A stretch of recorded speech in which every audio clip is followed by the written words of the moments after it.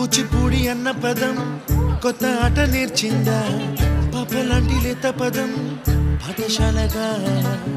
కూనలమ్మ జానపదం పల్లె దాటి వచ్చిందా చవళిల జానతనం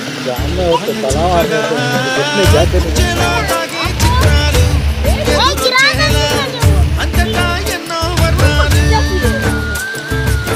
మంచులో తాగే చైత్రాలు బదులిచ్చేలా ఇంతలా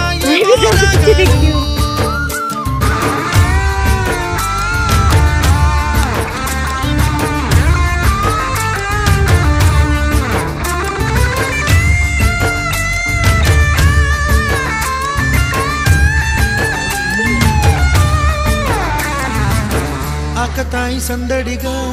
ఆగలేని తొందరగా సాగుతున్న ఈ పయనం ఎంతవరకు రేపు వైపు ముందడుగా